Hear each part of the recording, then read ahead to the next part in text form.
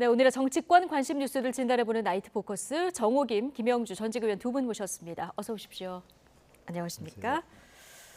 네, 자, 학교 수업에서 다루지 않은 내용은 수능 출제에서 배제하라고 말씀하셨다. 어제 이주호 교육부 장관 윤석열 대통령 지시를 전하면서 곧바로 또 물수능 논란이 불거졌는데요. 그러다 보니까 대통령실에서 또 여러 차례 정정 해명이 나왔고요.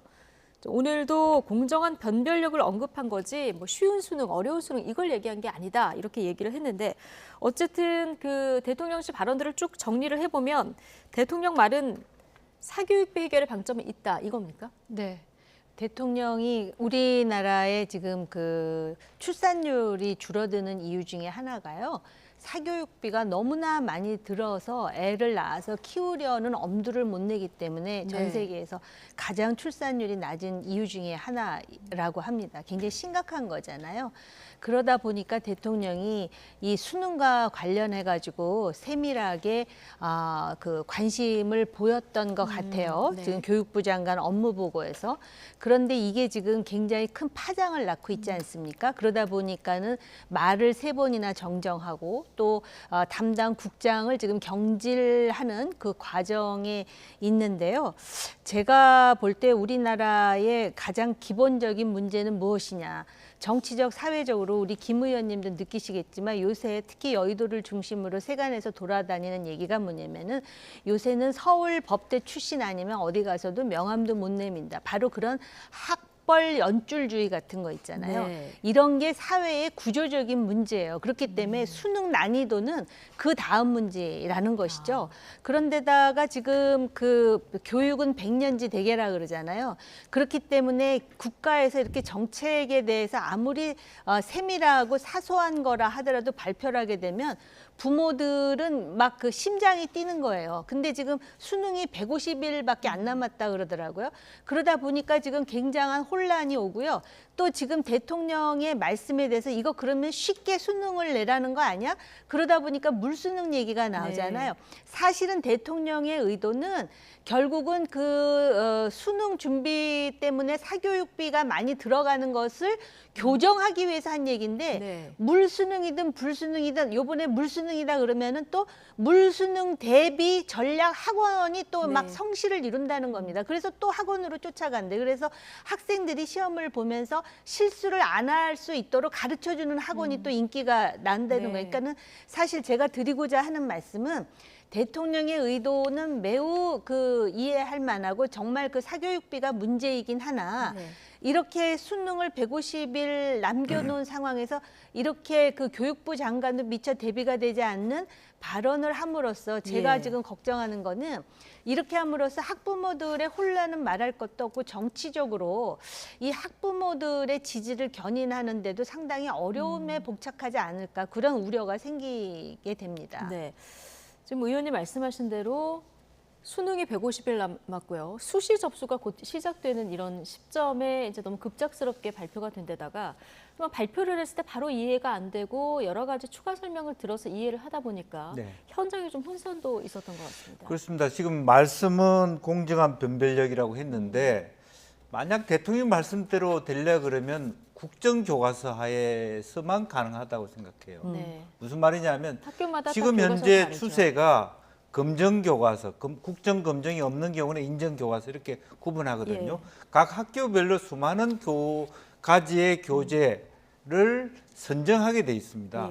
그러면 그 중에 어떤 교재 속에서 시험 출제해야 된다 그랬을 때 그 교재를 채택하지 않은 대다수의 다른 학교 학생들은 그럼 그게 공정한 변별력이냐 이런 거죠.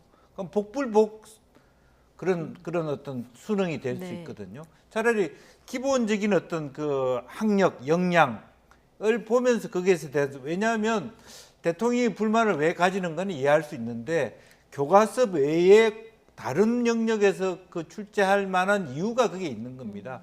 어떤 특정 교재, 그래서 특정 무슨 출판사. 그래서 오늘 정정한 것은 교육 과정 내라고 정정이 됐거든요. 근데 그렇게 얘기하면 말 하나 많아요. 실제로 모든 다 교육 과정 내에 없는 그런 내용이 어디 있겠습니까? 사실은 돌고 돌아 똑같은 얘기입니다.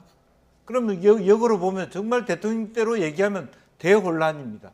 사실은 학원이 그렇게 안 하겠습니까? 이번에 어떤 출판사 교재 내셨습니까? 그동안의 쪽집게 교사들에 대해서 한 거예요. 어느 대학 교수가 출제인으로 들은 걸 찾아보고 그 교수가 전공한 걸 가지고 시험 문제, 예상 문제를 만드는 게 강남의 교사들인데 지금 더 쉬워진 거죠. 어느 출판사 검정 교재입니까? 그런 부분이 있기 때문에 대통령이 오히려 더 사려 깊지 못한 그런 발언을 하셨다, 우려를 했다. 그리고 실제적으로 보면 그런 부분에 대한 철저하게 이행하지 못한 이유를 듣기보다는 안 했다는 이유로 감사에 들어가고 그런 부분들이 훨씬 더 학부모들이나 일반 학생들을 더 불안하게 만든 요인이 되고 네. 있다. 그렇게 생각이 듭니다. 예.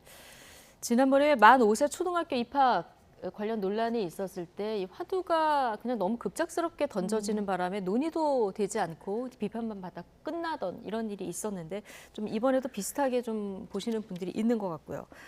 자, 대통령이 수능과 사교육비 문제를 지적한 지 하루 만에 교육부 담당, 그 대입 담당 국장이 전격 교체가 됐어요. 3월부터 대통령이 공정한 수능 관리를 하라고 했는데 6월 모의고사에서 이게 반영이 안 됐다. 자, 이런 이유입니다. 네.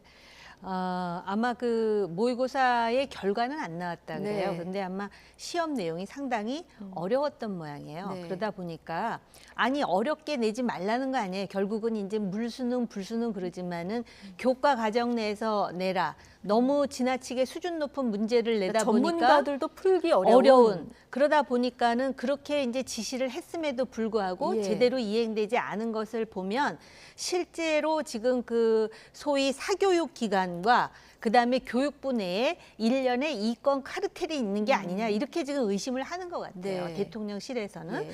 그러다 보니까는 이제 담당 국장에 대해서 이미 지시를 내렸음에도 불구하고 6월 모의고사 상당히 어렵게 나왔다. 그래서 아마 이제 그 수능 지시, 공정한 수능 지시를 이행하지 않았다라는 이유로 지금 전격 교체하는 것 같아요. 네. 근데 아까도 김 의원님 말씀하셨듯이 교과서가 국정 교과서가 아니기 때문에 10수가지 교과서가 있는데 결국 수학 능력을 변별하기 위해서는 특정 교과서에 나온 지문 같은 것을 예시해서 문제를 내면은 그 교과서를 본 학생들만 유리하게 유리하잖아요. 되죠. 예. 그러다 보니까는 전체 교과서에 나오지 않는 그러면서 수학 능력을 변별할 수 있는 그러다 보니까 문제가 어려워지는 측면도 있는데다가 또 학생들에게 시험 과목이 너무 많다 해서 과목을 줄였다 합니다. 그러다 보니까는 이제 이런 상황까지 왔는데 예. 이게 지금 대통령의 지시 한마디로 해결될 문제였으면 진작에 해결됐겠죠. 그러다 보니까 담당 이해관계인이라든지 전문가들이 모여서 적어도 기본적인 구조와 함께 당장 수능과 관련해서 어떤 식으로 좀 대안이 있을지 그리고 대안이 있다면 이게 지금 당장 150일 내로 이제 시험을 보는데 시험 보는 학생들은 좀 제외해줘야 얘네들이 혼란이 없을 예. 거 아니에요. 근데 그런 부분이 하나도 고려되지 않았기 때문에 지금 오히려 대통령의 그 깊은 관심과 그 학생들에 대한 애정에도 불구하고 비판의 수위가 더 높아지는 것 같아요. 네. 수시 원서 접수를 하려고 하면은 내가 수능을 봤을 때 어느 정도 점수를 얻을 수 있을지 이게 이제 예측이 돼야 가능한 거기 때문에 이런 그 현장 혼선이 좀 있는 이런 상황인데 어쨌든 얼마 전에 그 대통령이 그 새로운 국정 기조에 맞추지 않고 애매한 스탠스를 취한다면은 과감히 인사 조치하라 이런 뭐 지시를 내렸다는 얘기가 전해지지 않았습니까? 네. 뭐 이런 일환이라고 보면 될까요? 오늘 글쎄요, 뭐 그런 담당 부분에 국장의 대한 교체. 어떤 명확한 가이드라인을 제시하셨다 그렇게 볼 수 있는데 정작 정말 출제위원들의 고민이 깊어질 수밖에 없어요.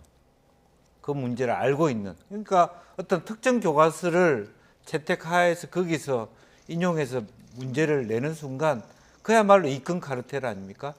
왜 이 출판사를 네. 선정했냐라는 물을 그렇다고 그러면 그걸 보편적으로 할 수 있는 새로운 아이디어를 내면 왜 어렵게 냈냐 그 두 가지 부분을 어떻게 정리해야 될 것인가에 대한 진짜 수능 말하자면 그 수능을 출제할 분을 고르는데도 굉장히 힘들 것 같고요. 또 뭐 차라리 학원 문을 닫으라 그러지. 네. 그런 이제 안타까운 그 예. 어려움들이 그거보다 불보듯. 더 어렵다. 예. 그렇게 보시는 거군요. 자, 어쨌든 한국교육과정평가원에 대한 감사도 이제 곧 진행될 거다 얘기를 하고 있는데 조금 전에 이제 두 분이 말씀하셨듯이 오늘 가장 눈에 띄는 표현이 이권 카르텔 이 표현이거든요.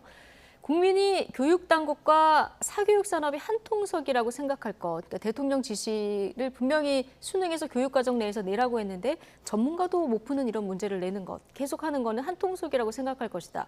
교육부가 지시를 따르지 않은 건 강력한 이권 카르텔의 증거다. 이렇게 얘기가 나왔는데요.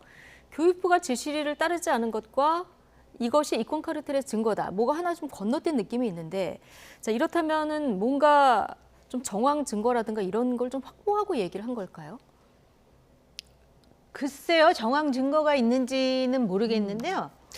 제가 좀 조심스러운 거는 네. 사실 교육개혁, 그다음에 뭐 노동개혁, 연금개혁 이게 3대 삼대 개혁의 개혁, 예. 목표인 것은 맞고 개혁을 해야 되는 것도 맞는데 과연 지금의 이 상황이 교육 당국과 사교육 업체들 간의 이권 카르텔인지에 대해서 지금 김 앵커께서 말씀하셨듯이 뭐가 빠졌다고 말씀을 하셨는데 과연 그 연관고리를 찾았기 때문에 이렇게 지금 얘기가 나오는 건지 네. 그건 저 솔직히 모르겠어요. 제가 알고 있는 거는 교육부 장관의 업무 보고 내용 자체에 이게 처음에는 안 들어가 있다라는 거는 제가 언론 보도를 본 기억이 네. 있거든요.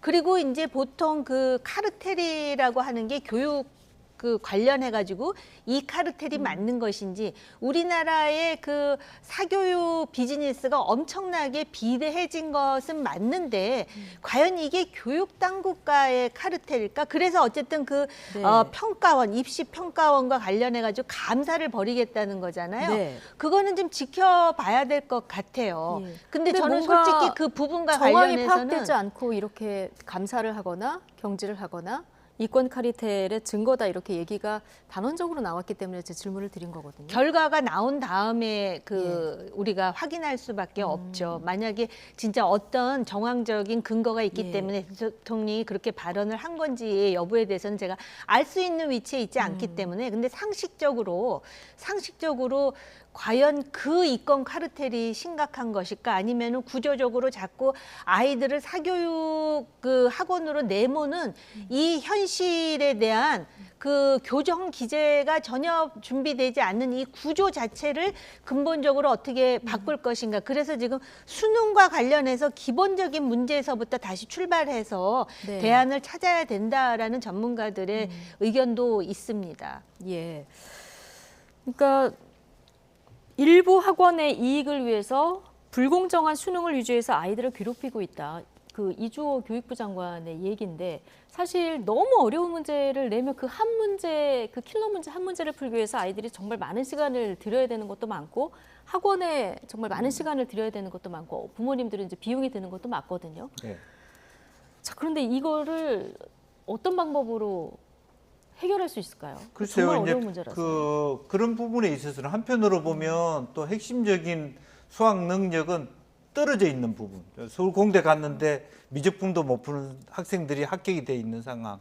이런 모순들을 있거든요. 또 전체적으로 우리 대학이 앞으로 인구 절벽의 시대에 어떻게 살아남을까 구조적인 문제도 있기 때문에 정말 우리나라 교육 과정이라고 하는 또 우리 대통령실에서 고민해야 될 건 사실 말 그대로 백년지 대계라고 하는 네. 교육의 관점에서 이 문제를 봐야 될 텐데 당장 몇 달 앞에 있는 시험을 이렇게 내라 저렇게 내라를 대통령실에서 지시하는 상황.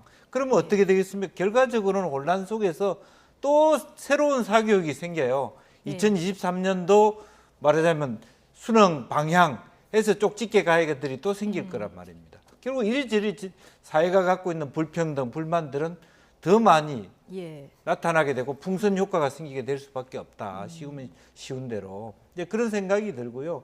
그래서 그런 의미에서 조금 너무 섣부르지 않았느냐라는 생각을 하게 되고 결과적으로 오히려 저는 이런 것보다는 실제적으로 우선 더 우리 학점제 자체를 디지털화해서 재수 볼 때는 그 다시 시험을 쳐도 안 쳐도 된다든지 조금 더 그런 어떤 아이들을 편안하게 해주는 제도적 장치라든지 또 그런 장기적인 어떤 생애 주기별 어떤 지원 제도라든지 또 북유럽식의 어떤 그야말로 어떤 대학을 늦게 가도 되는 구조적 변화라든지 예. 그런 고민들을 좀 해주시면 좋았을 텐데 당장 교과서 안에서 시험 내라 이것 때문에 상당히 실력 있는 애들 지금 재수해서 대학 갈 애들은 굉장히 더 큰 불만이 있을 수 있고요. 예. 이제 그런 어떤 여러 가지 혼란들의 해오리들이 계속적으로 칠 수 있지 않겠느냐 그렇게 봅니다. 예. 어쨌든 연금, 노동, 교육 개혁은 임기 내 반드시 하겠다고 했는데 이 사교육 개혁을 교육 개혁의 그 첫 출발점으로 지금 시작을 한 것 같습니다.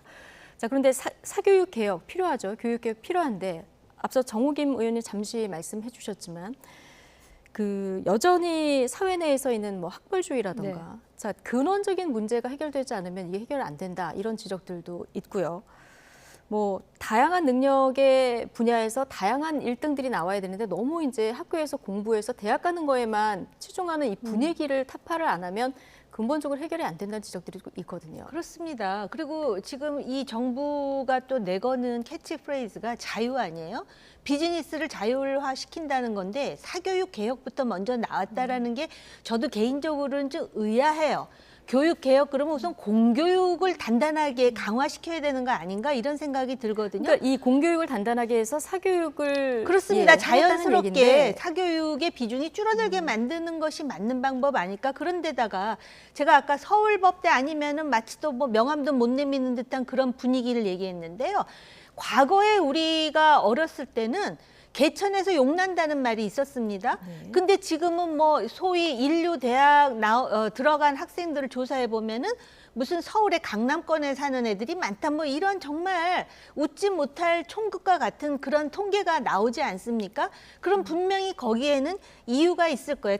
과연 그것이 거기 사교육이 성업을 해서 그런 것인지 아니면은 근본적으로 공교육 체계가 망가져서 그런지. 그러니까 한마디로 사교육을 지금 이권 카르텔로 때려잡기 전에 공교육의 근육을 얼마나 키울 것이며 또 심지어 소위 대한민국에서 말하는 전 세계 그 등수로 보면 형편없음에도 불구하고 한국 내에서만 인정하는 소위 뭐 스카이를 포함해서 그런 식의 어떤 학벌이 아니라도 자기의 능력에 따라서 여기서 당당하게 자기가 자기의 인생을 영위할 수 있는 그런 사회적 분위기를 만드는 거를 정부가 주도해야 되는 거 아닐까? 네. 지금 과연 그 요새 학원을 뭐 그렇게 한다 그래서 학원이 없어질까요? 그리고 뭐 특정 학원이만 굉장히 성업하는 것 같이 얘기하지만은 새로 그 일련의 뭐라 그럴까요? 그 새로 그 시작되는 그러한 그 학원 중에 굉장히 또 이렇게 그 학부모들로부터 평을 받아가지고 상당히 매출액을 올리는 네. 그런 거 보면은 다 뭐냐면은 무슨 좋은 대학에 의대를 얼마를 보내고 이거 사실 이런 우리가 속물과 같은 얘기를 한다는 게 굉장히 슬픈 현실인데요. 적어도 국가에서 개혁을 할 때는 그런 기본적인 철학을 깔고 하는 것이 맞지 않을까. 그 공교육을 어떻게 강화할 것인가. 예. 제가 과거에 아이를 키울 때요. 학교에 학부모 뭐 면담한다 해서 가면은 왜 학원을 안 보내십니까? 라는 질문을 하시는 선생님이 계셔서 제가 굉장히 뜨악했던 경험이 네. 있습니다. 그게 마치도 대한민국의 너무나 당연한 관행처럼 이 자체의 구조를 어떻게 바꿀 것인지 아니 이주호 장관도 전문가 아니에요? 그런 거부터 그리고 전문가들 좀 많지 않습니까? 또 학부모들 이해관계인도 예. 있을 거고요. 그렇게 해서 좀 고민이 있고 정말 100년은 못 내다보더라도 네. 한 10년만이라도 내다볼 수 있는 그게 만들어져야 되지 않을까? 네. 그런 너무 상투적이고 원론적인 얘기지만 그런 생각이 예, 드네요. 너무 풀기 어려운 문제죠. 사실 이 3대 개혁 중에 가장 풀기 어려운 분야가 아닌가 싶기도 한데 자, 대통령이 수능 출제를 언급하면서 강한 메시지를 내놓는 건 굉장히 드문 일이다 보니까 입시를 앞둔 학생, 학부모에게 좀 혼란을 줄 수 있고 불안하면은 사교육비는 더 들어간다 이런 지적도 나왔는데요. 유승민 전 의원 발언 잠시 듣고 오시죠.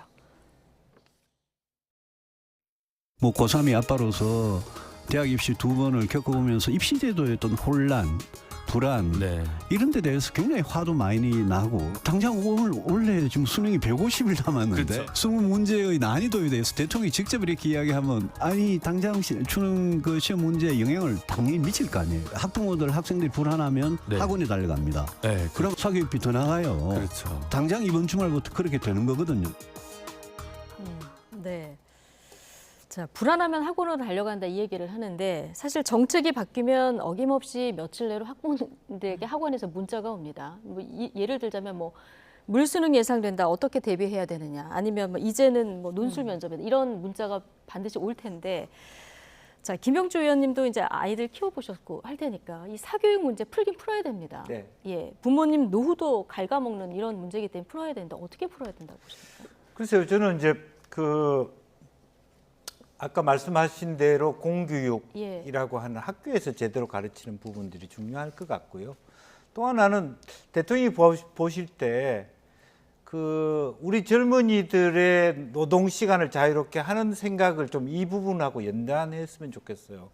그러니까 연세대학교 산업공학과 어떤 교수가 앞으로 연세대학교의 교육 과정은 대학의 교육 과정은 학생마다 다를 것이다. 모듈별로 할 것이다. 이게 미래의 교육입니다. 예.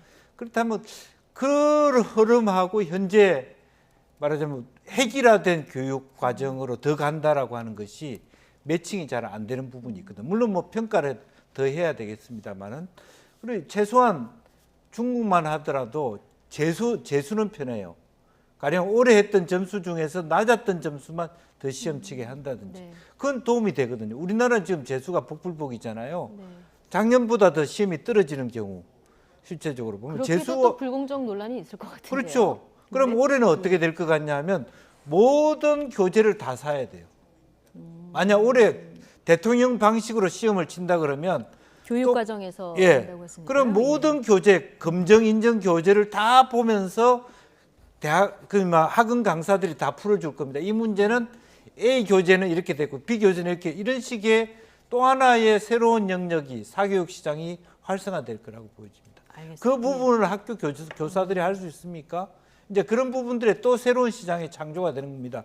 교재가 훨씬 많이 팔릴 거예요. 그것을 빨리 단시간 내에 풀이되는 학원들로 생길 것이고 따라서 기본적으로는 오히려 뭐 크게 보면 지금 현재 세계의 흐름이 사실은 산무 교육 체제로 가거든. 선생도 없고 교재도 없고 과목도 없는 그런 시대의 변화에 맞서는 예. 실제적인 어떤 대학의 권위, 그래서 수능과 말하자면 정시 수능 이렇게 있는 것처럼 그런 부분에 대한 어떤 생각들을 좀 잘 정리돼야 된다고 봅니다. 알겠습니다. 아이들 힘들지 않게 하고 사교육비 줄여준다는데 뭐 반대하시는 분은 없을 것 같은데요. 어쨌든 어떻게 풀어야 되는지 이 방법론에 대해서는 많은 의견을 듣고 좀 섬세한 계획들이 나오기를 아마 국민들이 바라고 계시지 않을까 싶고요. 자, 주제를 넘겨보겠습니다. 김남국 의원의 코인 논란으로 수세에 몰린 민주당이 김기현 대표의 아들 의혹고리로 역공에 나섰습니다. 자, 김남국 의원도 제기된 의혹을 거듭 부인했는데요. 영상으로 먼저 보고 오시죠.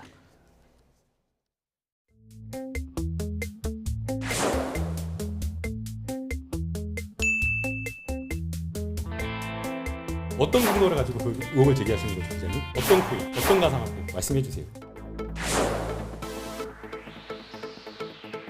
우리 김기현 대표님 참 후한무치하십니다. 국민의힘이 원래 적반하장 후한무치 전문이긴 한데 법전 절차에 따라서 아마 공개 여부까지 다 포함해 진행이 될 것이니까.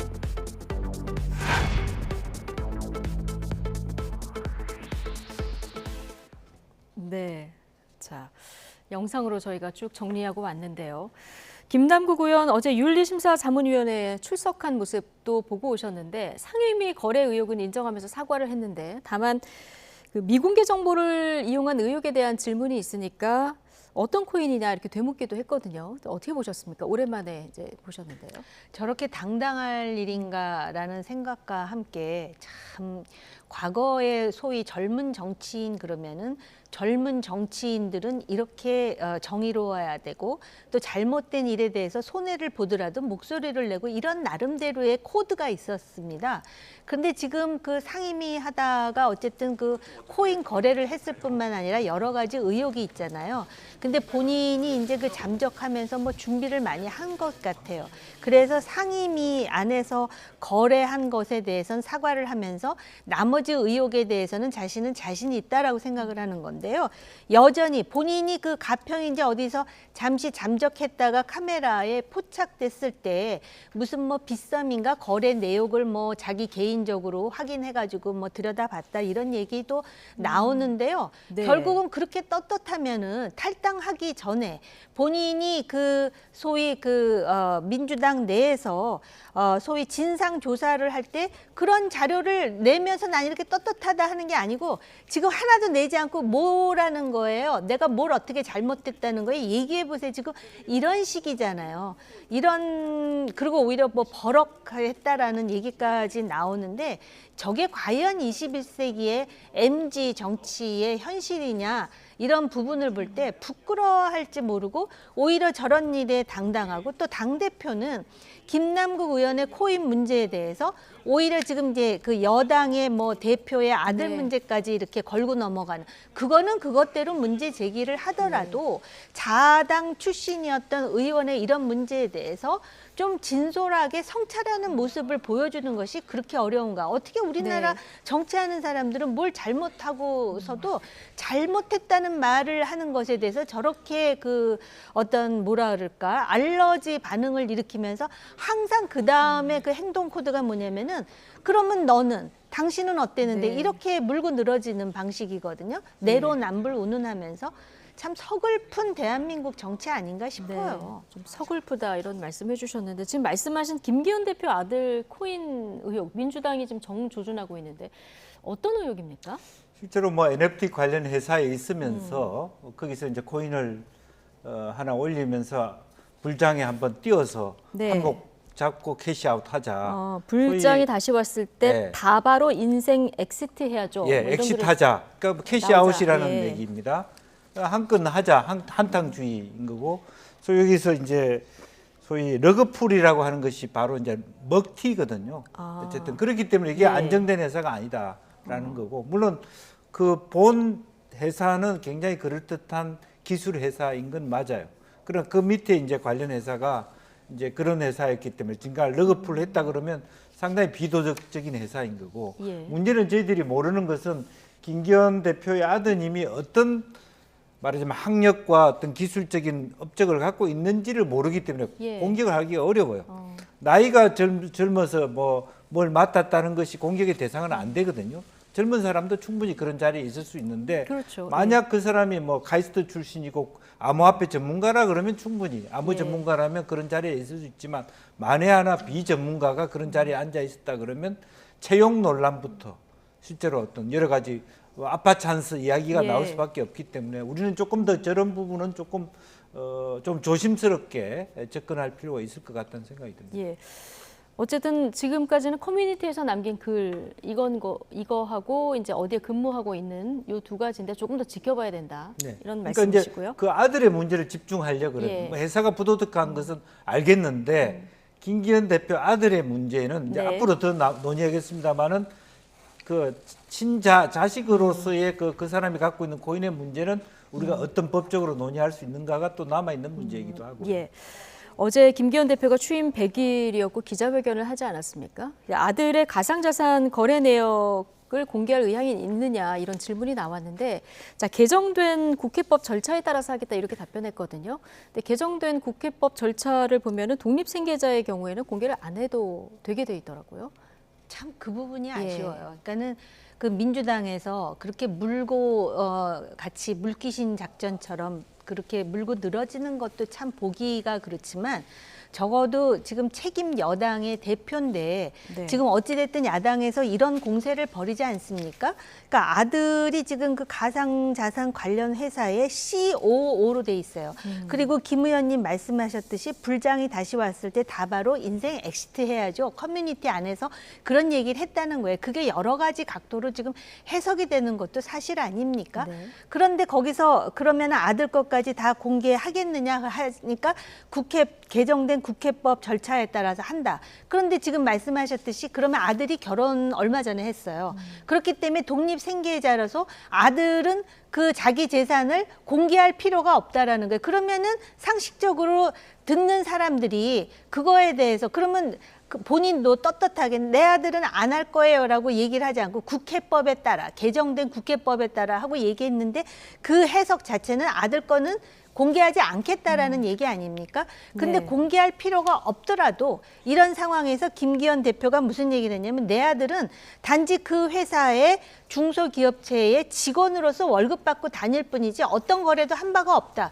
그럼 오히려 내 아들은 독립생계자로서 공개할 의무조차 없지만 당신들에 대한 그 뭐라 그럴까 그러한 식의 어떤 물고 늘어지는 공세 그리고 네. 국민들의 알 권리를 위해서 내가 떳떳하게 오픈하겠다 이렇게 말했으면 좀 더 산뜻하지 않았을까라는 아쉬움은 있어요. 예. 자, 어쨌든 민주당은 지금 김기현 대표 아들 문제를 얘기하면서 오늘 이재명 대표는 뭐 후한무치하다 이런 표현까지 썼고요. 김기현 대표는 김기현 대표대로 어제 또 기자회견 할 때 민주당과 이재명 대표 개딸들의 포로가 돼 있다 뭐 이런 표현까지 써서 대표끼리 계속 이제 공방을 주고받는 이런 상황이 진행되고 있는데요. 총선까지 지금 한 10개월 남았습니다. 네. 지금 상황에서 국민 눈높이에서 양당 대표가 얼마나 잘하고 있느냐 여론조사 결과가 나왔는데 지금 보시면 양당 정당 대표의 어떤 역할을 얼마나 수행하는지에 대한 평가를 보면 김기현 대표는 긍정평가 29, 부정평가 57, 민주당 이재명 대표는 긍정 32, 부정 60입니다. 두 분 모두 이제 과반이 낙제점을 줬거든요. 어떻게 봐야 될까요? 그만큼 이제 국민들의 어떤 현 여야 모두에 대하여 말하자면 옐로우 카드, 레드 카드에 가까운 어떤 그런 어떤 경고를 그 당의 대표적인 인물에 대한 불신감을 또 피로감을 그 표시했다 그렇게 볼 수 있고 더 아픈 것은 아마 오히려 이제 이재명 대표는 왜 점수가 낮은지 알겠어요. 뭐 대장정부터 여러 가지 있는데 김기현 대표는 왜 29%밖에 못 받았느냐라고 하는 그런 부분 뒤에는 또 대통령 리스크가 또 나온답니다. 왜 저런 사람을 대통령 그렇게 당 대표로 뽑고자 했지? 그런 부분이 있기 때문에 네. 그런 부분에서 뭐 100일이 있다 하더라도 100일에 무슨 성과가 있냐라고 하는 어떤 회의 그리고 이제 중도표 즉 무당파의 표들이 여전히 15% 20% 가까이 계속 존재하는 이유가 있는데 그렇다고 이 사람들이 지금 현재 내년 총선에서 많은 사람들이 제3당의 가능성이 높이 평가하고 있지 않기 때문에 네. 결과적으로 보면 국민만 불쌍해지는 그런 꼴이 되고 말 것 같다는 생각이 듭니다. 정호김 의원님 의견도 좀 들어볼까요? 아니 이게 국민들은 다 알아요. 요 정도 지지밖에 못 받는다는 걸 알고요. 네. 그다음에 이 퍼센티지라면 국민의힘도 그렇고 민주당도 그렇고 대표 갈아야 돼요. 이렇게 해갖고 어떻게 총선을 합니까? 그다음에 이제 20%대 정도라면 그렇습니다. 긍정평가가? 지금 부정이 이재명 60%, 김기현 57%고요. 긍정은 또 이재명 32, 그다음에 김기현 29잖아요. 그러면 여태까지 당대표로 뭘 했다는 거예요.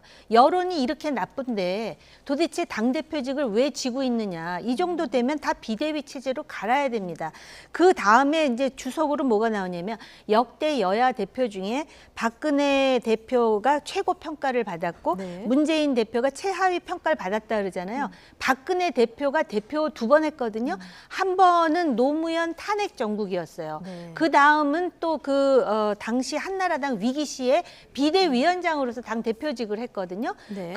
그랬을 때 박근혜 대표가 그 최고 평가를 받았어요. 그리고 문재인 대표의 경우는 최하위를 받아갖고 결국은 김종인 비대위 체제로 바꾸지 않았습니까? 다시 말씀드리면은요, 이 정도 되면은 정말 선당 후사라면 둘 다 내려놔야 돼요. 대한민국 정치를 저런 식으로 정말 속된 표현으로 자칫하면 둘이 말아먹었다는 소리 듣기 딱 좋은 수치라고 저는 생각을 합니다. 그러나 지금 김기현, 이재명 대표 체제하에서 총선이 치러질 가능성은 큰 거죠? 뭐 그렇다고 봐야 되죠. 예. 다만 이제 공직선거법 관련돼서 이재명 대표의 경우에는 본인의 의사와 상관없이 말하자면 이끌어가기 어려운 부분들이 존재할 수 있기 때문에 이제 그런 의미에서 본다라면 사실은 이제 김기현 대표는 계속적으로 가고 이재명 대표가 뭐 비대위나 혁신이 지금 현재 혁신위로 가고 있습니다만 솔직히 지금 새로운 혁신위의 위원장은 당 내에서도 그렇고 당 밖에서도 그렇고 처음부터 기대가 높지 않아요, 사실은. 이제 그렇기 때문에 그것만 가지고도 힘을 받지는 못할 것 같고요. 네. 이제 그런 의미에서 앞으로 이 지금 이제 총선 앞두고의 어떤 누가 되든 간에 험난한 길이 예상된다 그렇게 봐야 될 것 같아요. 저기에 제가 네. 잠깐 사족을 붙이자면 둘 중에 한 사람이 높잖아요. 그러면은 반대쪽 당은 반드시 비대위로 갈 수밖에 없어요. 근데 지금 비슷하기 때문에. 근데 똑같다 보니까는 서로 뭘 잘못하고 있는지 지금 그 물이 어디서 새는지에 대해서 관심이 없어요. 이대로 가는 네. 거예요. 그러면서 중도층 이반만 나타나는 거죠. 그렇군요. 지난번부터 바닥을 누가 먼저 찍느냐. 네. 그 당이 승리할 것이다. 이 얘기를 네. 하셨는데요. 알겠습니다. 자, 여론조사 얘기까지 해봤고요. 자, 마지막 주제 얘기 해볼 텐데 불법 정치자금 수수 혐의로 지금 경찰 수사를 받고 있는 국민의힘 황보승희 의원 각종 의혹하고 구설에 좀 휘말리는 이런 상황인데요. 지역구 공천 대가로 금품을 받았다는 의혹이 하나 있고요. 그리고 부동산 개발업체 대표 A 씨한테서 뭐 아파트라든가 아니면 신용카드를 받아서 썼다 이런 의혹이 불거졌는데 지금 이 A 씨라는 분을 중심으로 해서 논란이 좀 불거지고 있는 것 같아요. 저는 참 우리나라의 지금 예. 정치에 한국 최초 타이틀이 붙는 여러 가지 사건과 그 사고가 많은데 이것도 마찬가지인 네. 것 같습니다. 그러니까는 일단 그 공천 대가로 금품을 받았다라는 부분에 이제 의혹이 있는데 본인은 지금 아니라고 부인하고 있다 그래요. 네. 그런데 지금 부동산 개발업자 A 씨와의 관계에서 뭐 아파트도 받아쓰고 신용카드도 받아쓰고 또 A 씨라는 사람은 저 황보승희 의원실을 또 자주 드나들고 차도 쓰고 뭐 그랬다는 거예요. 그래서 그게 논란이 확산되자 무슨 얘기를 하냐면은요. 우리는 사실혼 관계다. 네. 경제적 공동체다 이 말을 하더라고요. 그런데 지금 이 황보승희 의원은 작년인가 재작년에 이혼을 했대요. 네. 전 남편인데 이 남자의 경우에는 현재 결혼 생활을 다른 여성과 유지하고 있다고 지금 언론 보도를 봤거든요. 과연 이런 상황에서도 사실혼 관계 내지는 경제 공동체가 인정되는지는 잘 모르겠는데요. 제가 정말 개탄스러운 거는 이런 얘기가요. 이준석 전 대표가 대표 시절부터 나왔어요. 벌써 그게 몇 년 된 얘기 아닙니까? 근데 왜 국민의힘은 그런 상황에 대해서 산뜻하게 정리를 하지 못하고 지금 이런 형국이 되도록 이게 지금 황보승희 의원 본인에게만 불명예스러운 일이 아니고요. 네. 이것이 국민의힘에 가할 충격파가 만만치 않으리라고 봐요. 왜냐하면 오늘 모 언론에 이 부동산 개발업체 대표가 전화 인터뷰를 긴 시간에 걸쳐 하면서 별 얘기를 다 했습니다. 예. 황보승희뿐만이 아니라 당대표 비서실장 누구 그다음에 이름을 실명 의원의 이름을 거론하면서 내가 이런 사람들하고도 가깝고 또 본인이 내년 총선에 출마할 의지가 있다라는 겁니다. 네. 심지어는 황보승희 의원 지역구에 지금 검사 누구를 지금 꼽기 위해서 이런 일이 지금 노출되고 이러한 그 일련의 어떤 그 기획적으로 이런 사건이 터졌다라는 식의 볼멘 소리까지 한다는 거 아니에요? 네. 이런 정치 막장이 어디 있어요? 근데 도대체 예. 국민의힘 지도부는 왜 이걸 지금까지 묵혀놨다가 이런 식으로 터트리게 만드는 것인지 이해할 수가 네. 없어요. 어쨌든 황보승희 의원 해명도 좀 전해드려야 돼서 저희가 그래픽으로 좀 정리를 해봤는데요. 어쨌든 황보승희 의원은 이게 가정폭력으로 이혼한 남편의 음해다 이렇게 주장을 하고 있는 상황이고요. 지금 제기된 관용차를 사적으로 남용했다는 의혹에 대해서는 행사에 수행비서 대신 보내는 길에 A 씨가 동행한 거다. 나 없이 혼자 관용차 탄 적은 없다 이렇게 해명을 했고요. 보좌진에게 사준 차량과 통역을 지시했다 이런 의혹이 있었는데 이거는 나와 관련된 일정이다. 그리고 의원실 운영비로 KTX를 이용했다는 이런 의혹도 나왔었는데 10여 년 전부터 사용하는 멤버십이 있었기 때문에 이걸 이용한 거다. 이런 해명을 조목조목 내놨는데 지금 말씀하신 대로 이제 A 씨가 인터뷰까지 시작한 상황에서 충격파가 어디까지 갈지 모르는 이런 상황인데요.